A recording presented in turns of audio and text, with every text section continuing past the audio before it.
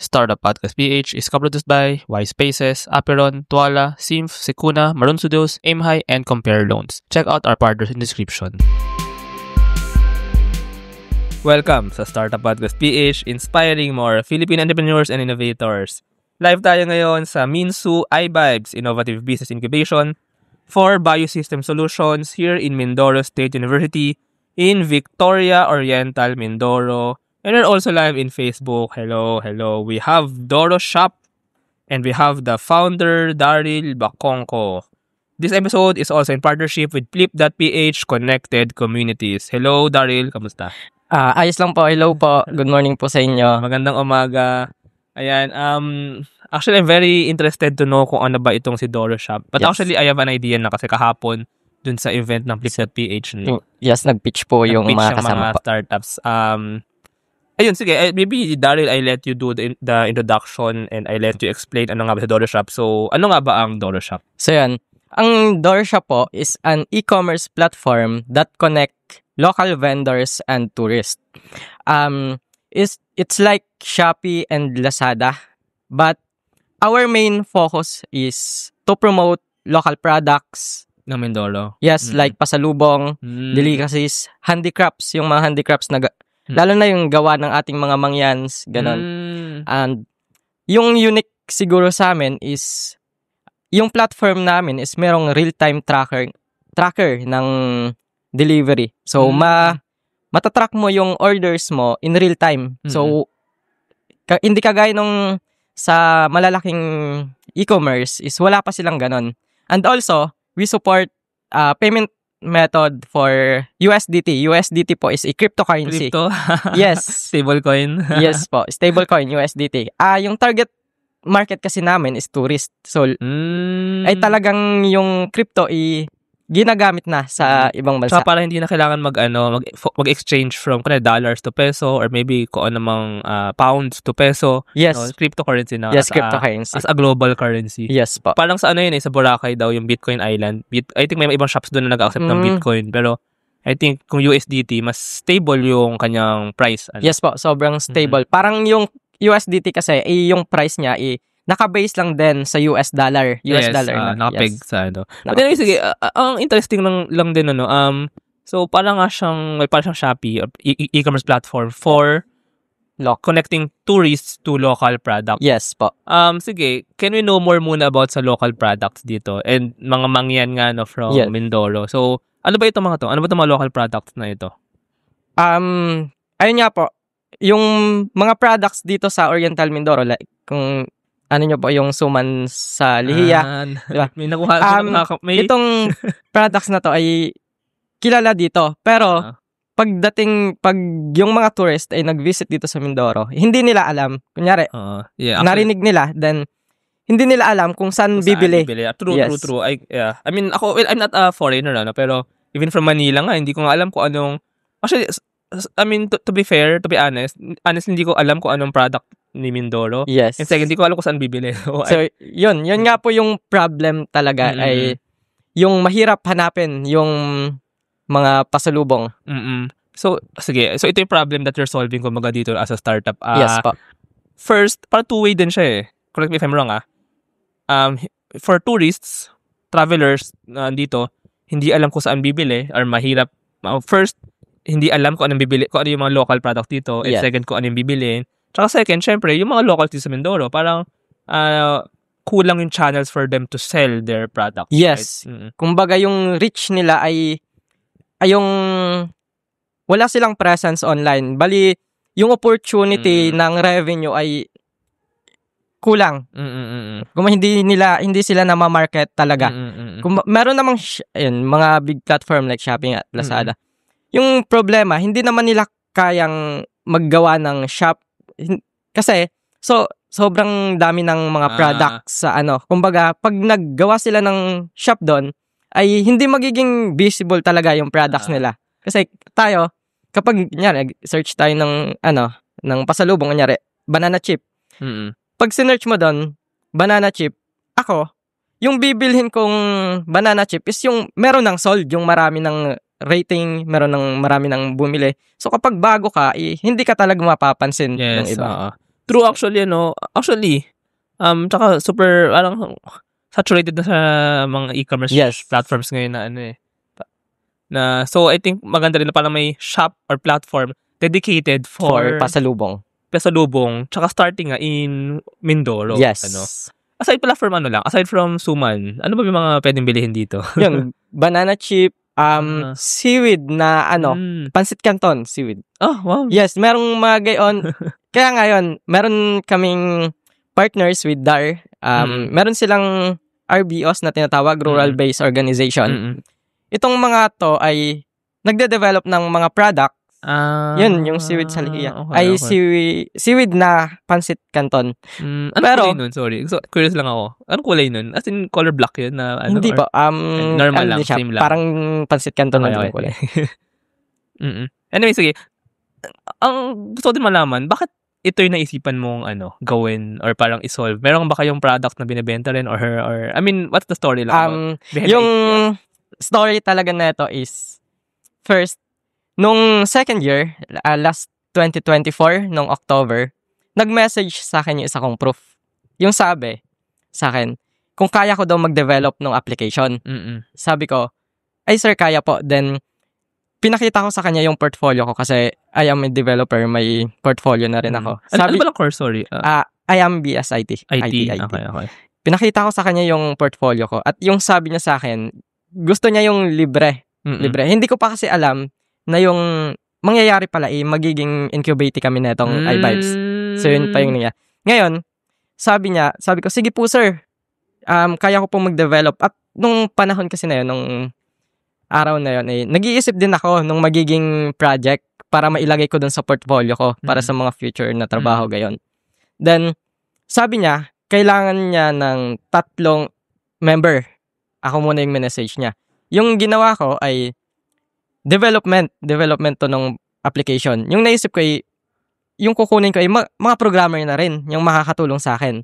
So, yung kinuha ko yung mga kilala ko ng marurunong sa developer. Kaya, kinuha ko, si Rijan, isa kong member, at si Faye, isa din sa member ko. Shout out. Kaya doon nabuo yung Doro Shop. Then sabi, nung kinabukasan, nung nabuo na yung 3 kami, dinala kami dito sa iVibes. At ayun na nga yung doon na nagsimula yung Doro Shop. Anyway, kanina inisip ko na bakit Doro Shop. Doro Shop pala ito. Yes. Tama ba? Yes, Doro Shop kasi Doro, kasi yung unang-una talaga ay souvenir lang yung magiging ibebenta namin. Doro, it means gift sa Greek. Kaya gift shop talaga siya. Oh, galing. Gift of God, ganun. Galing. Oh, wow. Anyway, sige. So anong magiging itsura nung app nga? Or develop na siya, no? Yes. Sayang, sige, explain mo na lang or kung may sample ka ba dyan? May sample po. Sige, pwede natin itapat sa screen lang para makita. Pero so na-develop na pala, pero hindi pa siya live or downloadable na ba siya sa Naka-live na siya at initial pa lang to kasi hindi pa siya polished talaga. Okay. Kailangan pa, yung target launching namin is sa December. Okay. Sige. Check natin. Naka-live na siya ba? Sakto sa December, no, pwedeng pasalubong tapos pang regalo. Tsaka sige, habang ino-open mo dyan, ang naisip ko lang kasi dito na idea, parang imbes na pasalubong store na physical, pwedeng may mag-shopping na muna ako online. Ay, wow, ang ganda. Ay, ang ganda actually. Ay, teka, wait. Ayan, so maliit lang kita sa screen. So ito yung pinaka-interface no home. Sige, can you explain yung magiging itsura sa mga naka-audio, paki-explain na lang din, pero pwede mong ipakita sa video. Yes. Sige, itapat mo lang ganun. Sige. Okay lang. So yun, dito sa platform natin, meron tayo ditong product listing. So makikita nyo dito lahat ng products na naka-Doro Shop.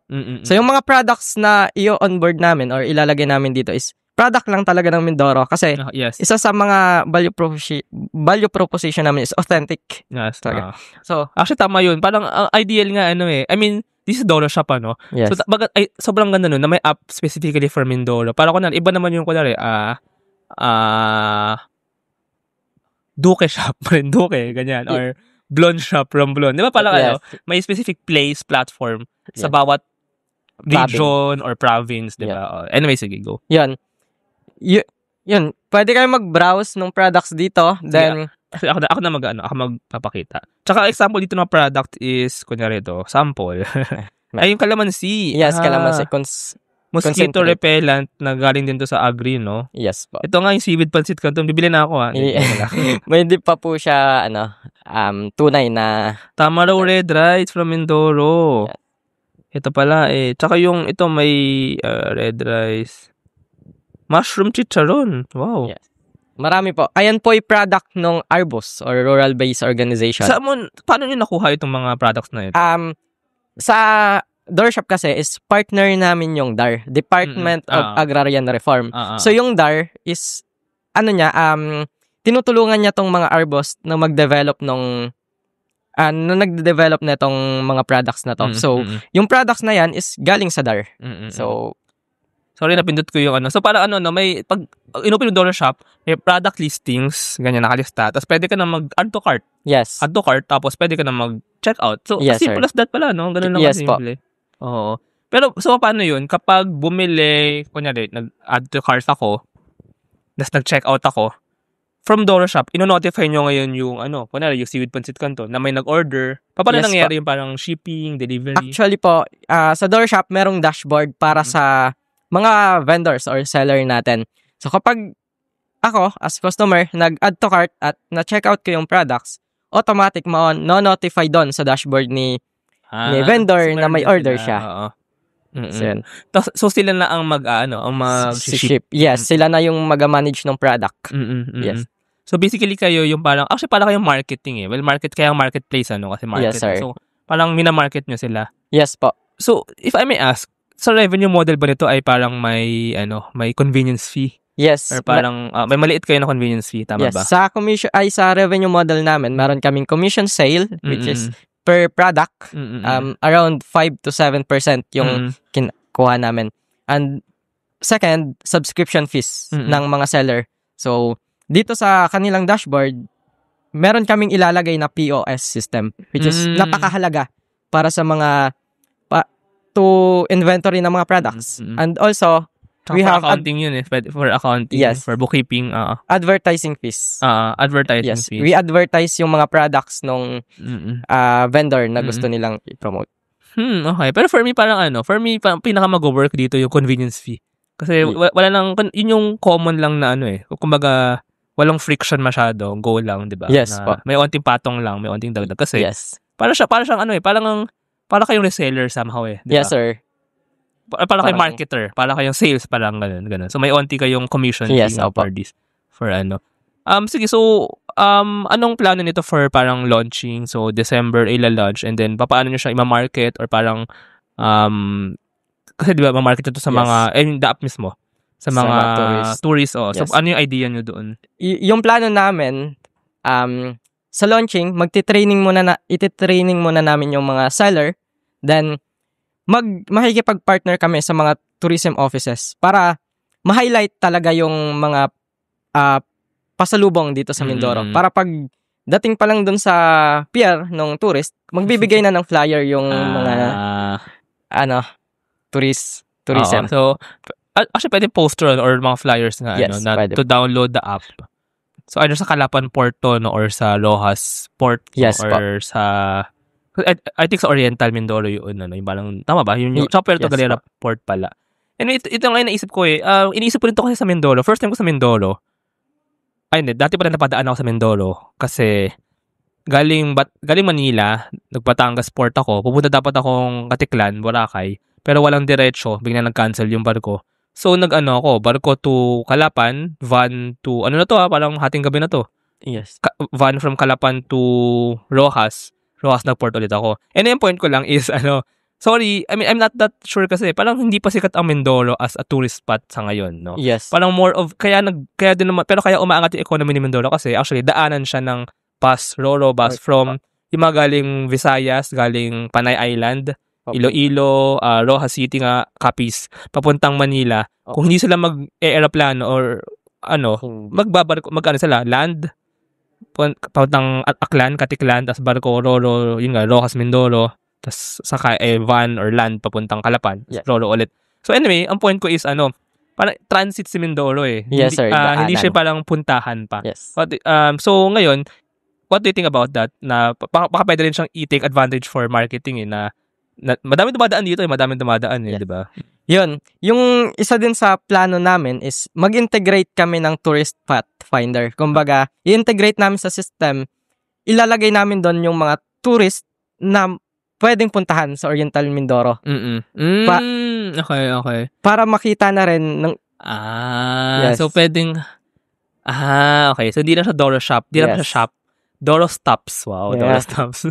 So, pero true no, kasi may nakita ko kahapon sa sa plaza ba yun sa Calapan? Parang may mapa ng Oriental Mindoro. Alam, from Calapan ka ba or from dito? Victoria? Dito po sa Victoria. Pero sa Calapan, alam mo isang plaza doon na may mapa ng Mindoro na naka-plot yung bawat bayan. Na-memorize ko na nga yun eh. Puerto Galera, Calapan. Ano yung next? Sorry. Hindi pala memorize May isa pa, tapos tsaka Nauhan, di ba? May isa pa eh. Bako, tama ba? Sa Teodoro, Bako, Calapan. Tapos after ng Calapan, Nauhan, tapos Victoria. Tama ba?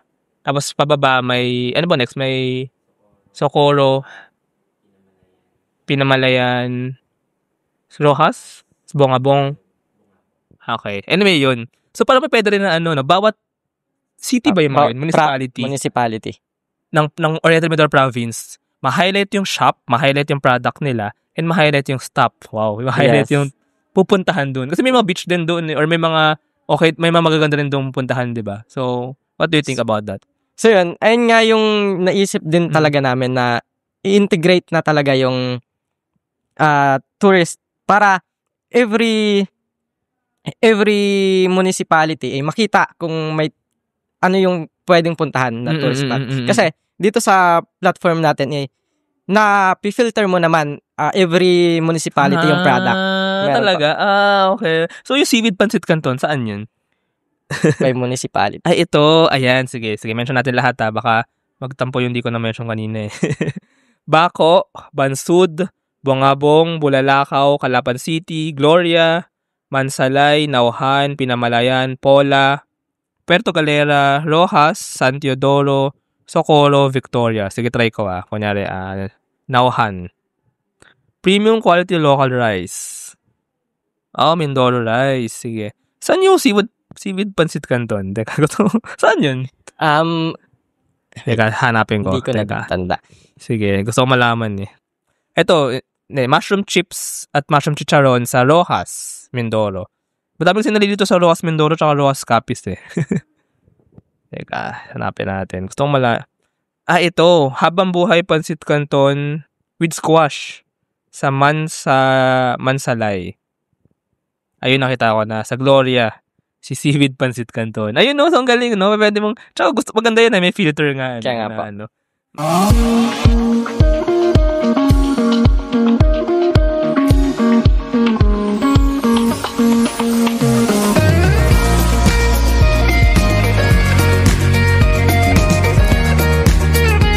Trust the digital future with Twala.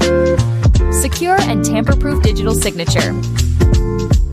Electronic notarization service.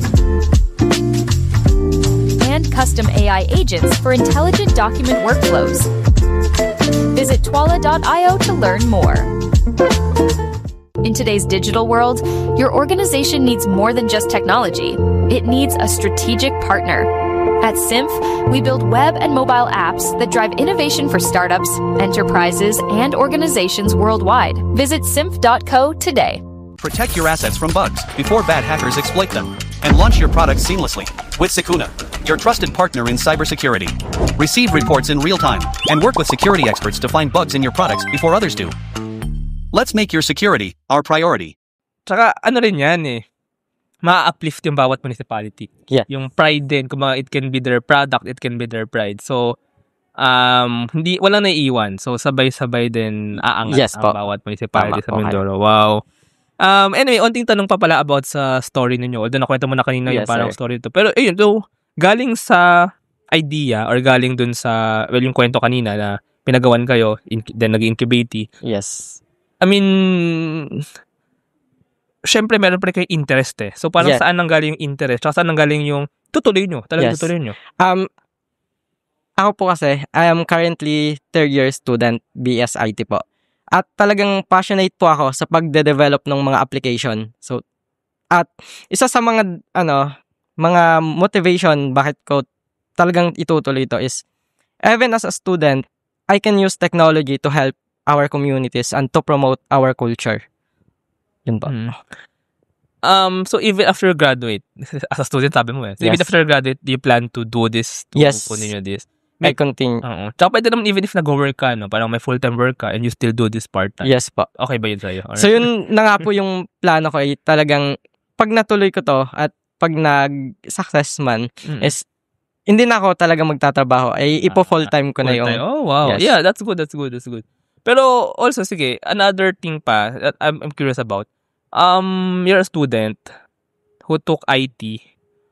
Even before ba, like maybe no high school, did you see yourself na, well, first, going into technology, to IT nga, and then to doing that, or hindi?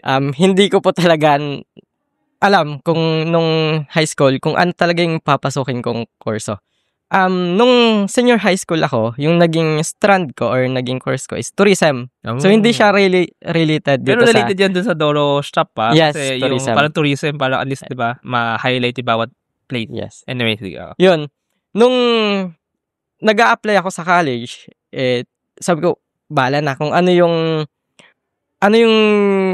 mapapasukan. Kasi, nung nag-a-apply ako doon, sa Manila po kasi ako graduate. Saan? Opo, Intramuros. Okay. Yes. Okay. Ngayon, nung nag-a-apply ako sa may UDM, alam niyo po yung UDM. Ano UDM? University de Manila. Okay. Tapat okay, nung okay. City Hall, yung kanina Yung school. malaki doon. Opo. Oo. Yun. Nung nag-a-apply ako doon, yung in-apply ko talaga ay computer science na. Kasi yun yung nakikita ko na trending or malaki yung opportunity. Nung nag-a-apply ako doon, nag-take na ako ng exam. Sabi ko, ang dali lang ng exam. Wow. Sabi ko, talagang confident na ako na makakapasok ako. But, nung naglabas ng list, wala yung pangalan ko. Sabi ko, ba't ganun? Bumalik ako doon sa school. Magre-retake ako ng exam. Pero, yung sabi sa akin ng registrar ay, kumuha na lang ako ng ibang course. Sabi ay, mag-travel service na lang ako. Kasi, mas priority nila yung align yung strand sa kukuning course. Kaya kahit ikaw ay may factor yun. kahit ikaw ay nakapasa doon sa exam, wala. Ay, Hindi pa rin. grabe. Grabe naman yun. Hindi, I mean, pinag-take ka pa ng exam. Tapos, Yes. Ay, okay. Tapos, nalungkot naman. Kaya yun, nung Nalungkot ako dun. wala na akong mapasukan, sabi ko, talagang gusto kong mag-computer science. Pumunta ako ditong Mindoro sa lola ko.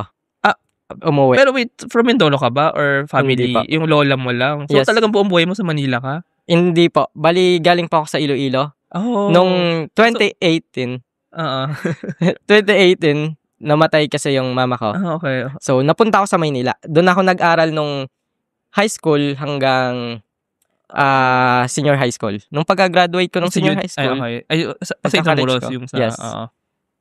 umuwi ako dito kasi, ayun nga, wala na akong mapasokang school dun sa so kaya dito ka sa Minsu. Yes.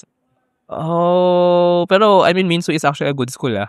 Pero wow, Yes. grabe. I mean, actually, dalawa yung kinawaw ko eh. First yung, grabe yung story na yun, no? Kung saan ka napupunta. Yes po. Tapos second, yung drive mo, yung parang sabi mo na, pinili mo mag-comsci kasi yun yung parang may mangyayari kumbaga sa Yes. buhay mo or sa ano. Yes. So, buti may kumbaga may drive ka actually to do something. Yes po. And now nga dito sa Minsu, parang hindi naman nakapagtaka. Kaya din ka siguro na push na gawin itong si Doro Shop kasi parang you really want to Yes, create something that will Help. tsaka will be big. Yes. So, speaking of that, do you see this being big? Yeah. Yun nga, Doro Shop or baka even other place na shop? Parang, yeah. Yung vision po talaga namin is to make this number one pasalubong hub in the Philippines. Yes. As in, hindi lang Mindoro. Hindi lang po. So, pwede Bali, mo palang every province is magkakaroon ng access sa product ng Oriental Mindoro. Okay. Ay, sige, what do you see? So, akala ko parang Doro Shop, or maybe iba yung name, pero pwede silang mag-filter ng province or ng region. Ganun ba? Or... Ayun nga po, gaya ng sabi ko, yung isa sa pinaka-value proposition namin is authentic product. Bali yung magiging product lang is sa Oriental Mindoro. Okay, But okay. yung ibang province is magkakaroon ng access sa product ng Oriental Mindoro. So, iba market nyo siya sa ibang province? Yes. Okay. So, Doro Shop pa rin for Mindoro. Yes, Pero Doro for anywhere, so pwede bumili from anywhere, i-ship sa anywhere. Yes. Tsaka pwede rin nga for tourists na either dadaan dito, at least meron silang idea kung ano yung mga nandito, or ipa-ship papunta sa kanila. Yes. Tama ba yun? Tama. Okay. Anyway, sige. Isa pang question, since dito tayo ngayon sa Minsu iVibes TBI here in Mindoro State University in Victoria, Oriental Mindoro. So, nakwento mo na pala kung paano kayo napunta dito dahil kay Engineer Jakes. na prof nyo sa technopreneurship. Tama ba? Sa programming po. Programming, okay. Tapos, now na andito kayo, ano yung parang ina-expect ninyo pa na mangyari or gawin nyo dito moving forward? Or maybe kasi I think itong mga TBI, they also provide mga mentors, mga programs, even... Sir, may demo day ba? Nagka-demo day ba yung... Or tapos na? Ay, kakatapos lang. Sayang, Yung bago po. Ay, so nagdemo day na ba sila? Nag-demo day kayo? Balik kami po kasi yung pinakaunang incubation. Last year pa po yung natapos nung December. Okay. Last year pa yung okay. demo day namin. Last year pa pala. Okay. Pero ngayon, incubated pa rin sila or parang continuous support? Demo day. Oo. Ganun man. Kasi ngayon nga, promote na rin pala natin, mag-open na, or open na, ang for second cohort, ang Minsu iVibes. Sige, can you, promote lang natin si Minsu iVibes. So, what can you say? Baka meron dyan mga interesado na sumali. Sige. Ayun, sa mga gustong pumasok kay Minsu iVibes ay maraming maitutulong sa inyo si Minsu iVibes. Sobrang dami na nilang partnership. So, bali magkakaroon kayo ng mga access. So, mga resources nila like mentors. Yun, even kapag magde-develop ka ng application, meron sila ditong mga computers, high-end computers dito sa kanilang office. And also, meron kayong working space dito na maganda na magagamit. So ikaw ba or kayo ba ng team mo dyan kayo nagbi-meeting, dyan kayo Yes, minsan po. Okay. Then, minsan naman is sa classroom lang, gano'n. Okay. Tsaka ang ganda dito, ang cozy nga dito, aircon pa na malamig yung aircon. Ang liwanag pa, no? And ayun, so baka may mga interesado dyan to join or to be incubated. Of course, meron pang selection process. And later, i-interviewin natin si engineer ang TBI manager dito. So, you can know more about that later. But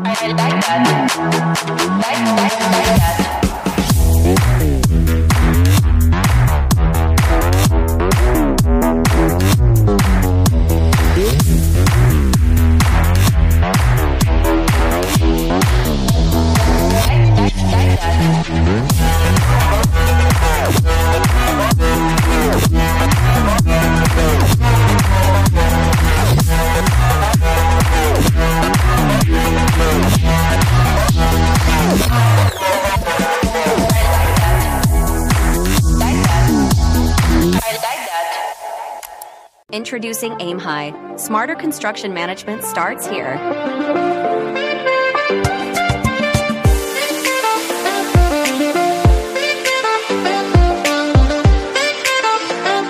Monitor costs and progress with real-time insights. Plan ahead and adapt with streamlined scheduling tools. Make data-driven decisions to avoid costly delays. Increase efficiency and profit with Aim High. Running a business? Make it smarter with Red Circle Global. Streamline operations, boost productivity, and manage everything in one powerful ERP system. Book your free business demo today at redcircleglobal.com. Guided by one of our top experts. Ayun, thank you again, Daryl, and thank you for sharing about Doro Shop. Baka, by the way, if our listeners want to know more about Doro Shop, baka merong tourist nga, gustong bumili, may partner, may investor, are you looking for investors or any partner who want to collaborate? So, how can they know more? Maybe you can lead them to your social media or ba may Facebook page na si Dollar Shop. So feel free to share. Meron po kaming Facebook page at meron na. Yes po. Sige, itag rin natin. Itatag ko rin dito sa episode na to. Sige, ano na lang natin. Itatag ko, tsaka lalagay ko sa description sa baba. Anong name ba? Doro Shop po. Doro Shop sige. lang. Yan, sa Facebook. Sige, so please find Doro Shop na lang. And so dumaan kasi si Keenan from Flip.bh.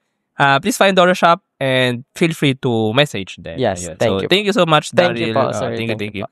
And salamat sa mga nakinig dyan. Madami na yung views natin actually. Thank you. Thank you po. Ayun. Thank you very much to our 62 patrons. This episode is super powered by AskLex PH Academy, our official e-learning partner. Get certifications on Lean Six Sigma project management, data science, and more. Argum AI. Make smarter decisions by presenting both sides of an issue as argued by two distinct AI models. Pixel by ePlayment. Turn content into opportunity. Grow deeper connections and earn more. Only with Pixel. Sign up at pixel.eplayment.co. School of Profits. Filipino-led community for aspiring freelancers, VAs, agency builders, and online earners. Built to help you start, grow, and earn online together. Founders Launchpad, our ecosystem partner. Early stage accelerator providing venture capital funding, operational support, and mentorship. Higher Business Solutions, provider of the most configurable cloud-based payroll system in the Philippines. Agile Data Solutions, the Philippines' fastest growing market insights tech company with its data gathering platform, Hustle PH.